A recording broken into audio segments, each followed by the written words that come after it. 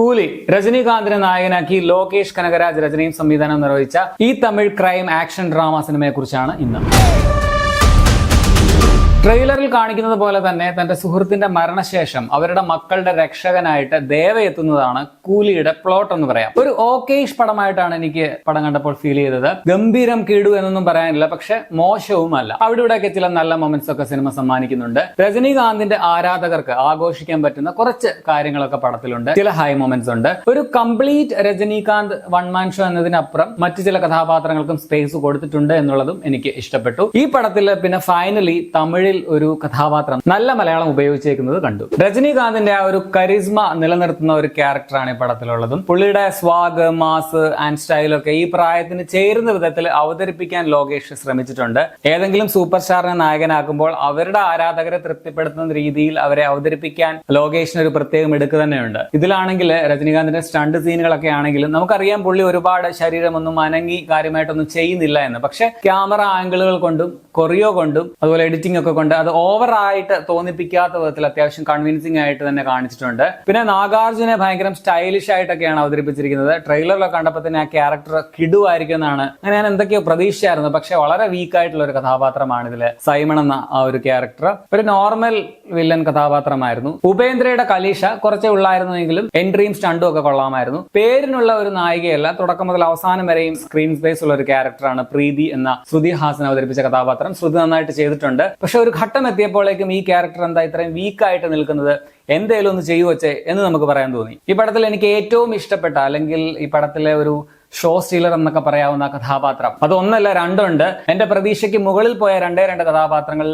ഒന്ന് സൗബിൻ അവതരിപ്പിച്ച ദയാൽ എന്ന ക്യാരക്ടറും അതുപോലെ രണ്ടാമത്തേത് രജിത റാം എന്ന നടി അവതരിപ്പിച്ച കല്യാണിയുമാണ്. പടത്തിൽ അല്പം ഹൈ മൊമെന്റ്സ് സമ്മാനിച്ച രണ്ട് കഥാപാത്രങ്ങൾ ഇവരുടേതായിരുന്നു. രണ്ടുപേരും നൈസായിട്ട് തന്നെ ചെയ്തിട്ടുണ്ട്. ഈ രണ്ട് ക്യാരക്ടേഴ്സ് ആണ് ഈ പടത്തിന് പോസിറ്റീവ്സ് പറയാൻ എന്നെ പ്രേരിപ്പിച്ച പ്രധാനപ്പെട്ട ഘടകങ്ങൾ എന്ന് പറയാം. അമീർ ഖാൻ ഭയങ്കര സ്റ്റൈലിഷ് ആയിട്ടാണ് വന്നതെങ്കിലും മല പോലെ വന്നത് എലി പോലെ പോയി എന്ന് പറഞ്ഞ പോലെ വളരെ ഒരു വീക്ക് ആയിട്ടുള്ള ഒരു കഥാപാത്രമായിട്ടാണ് എനിക്ക് തോന്നിയത്. പറഞ്ഞപ്പോഴേ അമീർ ഖാനെ കണ്ടിട്ട് പേടിച്ചു നിൽക്കേണ്ട ശ്രുതി ഹാസൻ ഭയങ്കര താല്പര്യത്തോടെ, ഇഷ്ടത്തോടെ, എന്താ പറയാ, പ്രണയഭാവത്തോടെ ഒക്കെ നോക്കുന്ന പോലെ തോന്നി. But why? സത്യരാജ് രാജശേഖരൻ എന്ന ക്യാരക്ടറിൽ ഓക്കെ ആയിരുന്നു. റേബ മോണിക്ക ജോൺ, കണ്ണ രവി, കാളി വെങ്കട്ട്, മോനിഷ ബ്ലസി എന്നിവരും പടത്തിലുണ്ട്. മലയാളം നടൻ ബാബു രാജനെ മിന്നായം പോലെ എവിടെയോ കണ്ടായിരുന്നു.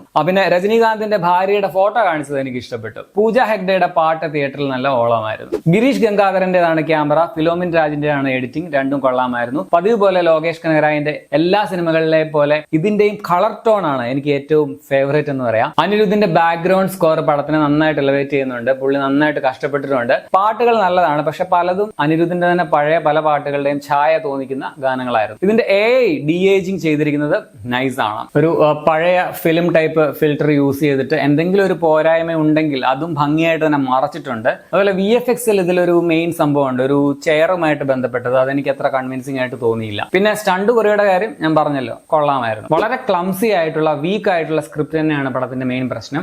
കൃത്യമായ ഒരു ലക്ഷ്യമില്ലാതെ എങ്ങോട്ടൊക്കെയോ പോയി എന്തൊക്കെയോ കാട്ടിക്കൂട്ടുന്ന ഒരു സ്ക്രിപ്റ്റ്. പ്രതികാരം ചെയ്യണോ, ഇന്നയാളെ രക്ഷിക്കണോ, അയാളാണോ വില്ലൻ അതോ ഇയാളാണോ, അങ്ങനെ നായകനെ പോലെ നമുക്കും ആകെ കൺഫ്യൂഷനാണ്. അതിനിടയ്ക്ക് കൂലി നമ്പർ ഇട്ട് വേറൊരു നമ്പർ. സോ മൊത്തത്തിൽ ആകെ കുഴഞ്ഞ പരുവായി പോയി. ഇമോഷണൽ സൈഡിലും പടം വളരെ വീക്കാണ്. ഞാൻ പറഞ്ഞില്ലേ, ദയാൽ, കല്യാണി എന്നീ ക്യാരക്ടേഴ്സ് ആണ് ഞാൻ പ്രതീക്ഷിച്ചതിനേക്കാൾ ഇച്ചിരിയെങ്കിലും മേലെ പോയത്. ബാക്കി എല്ലാ ക്യാരക്ടേഴ്സും നമ്മുടെ എക്സ്പെക്ടേഷൻ എന്താണോ അത്രയും അല്ലെങ്കിൽ അതിന് താഴെയായിരുന്നു. പടത്തിന്റെ ലെങ്തും അതുപോലെ കുറച്ച് കുറയ്ക്കാമായിരുന്നു എന്ന് തോന്നി. പക്ഷെ ഫാൻസിനെ തൃപ്തിപ്പെടുത്തുന്ന കുറച്ച് മൊമെന്റ്സ് അവിടെ ഇവിടെ ഒക്കെ ഉള്ളത് കൊണ്ട് പടം അങ്ങനെ ബോറടിക്കുകയോ ലാഗോ അങ്ങനെയൊന്നും എനിക്ക് ഫീൽ ചെയ്തില്ല. കൈദിയൊക്കെ പോലെ പ്രധാനമായിട്ടും ഒരു രാത്രി നടക്കുന്ന സംഭവങ്ങളാണ് ഈ പടത്തിലെ മെയിൻ സംഭവങ്ങൾ. പക്ഷെ കൈദി തന്ന ഒരു കിക്ക്, അതിന്റെ ആ ഒരു എന്താ പറയുക, അതിന്റെ ഒരു 7 അയലത്ത് പോലും എത്താൻ ഈ പടത്തിന് കഴിഞ്ഞിട്ടില്ല. ലോകേഷിന്റെ എല്ലാ പടങ്ങളുടെയും റിവ്യൂവിൽ ഞാൻ സ്ഥിരമായിട്ട് പറയുന്നതാണ്, എന്റെ പുള്ളിയുടെ ഏറ്റവും ഫേവറേറ്റ് സിനിമ കൈദിയാണ്. മാനഗരവും കൊള്ളാം, എങ്കിലും കൈദിയാണ് എനിക്ക് ഏറ്റവും ഇഷ്ടം. അതിന് താഴെയാണ് വിക്രം, അതിന്റെയും താഴെയാണ് ലിയോ, അതിനും താഴെയാണ് കൂലി വന്നിരിക്കുന്നത്. സ്റ്റാർ വാല്യൂ ഇങ്ങനെ കൂടി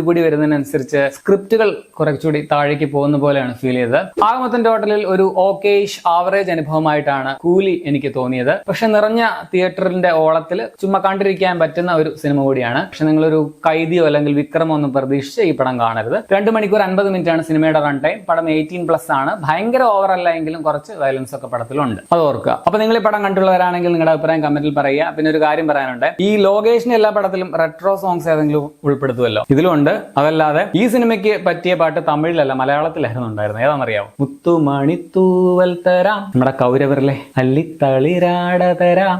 if you know you know. അപ്പൊ ശരിയാണോ?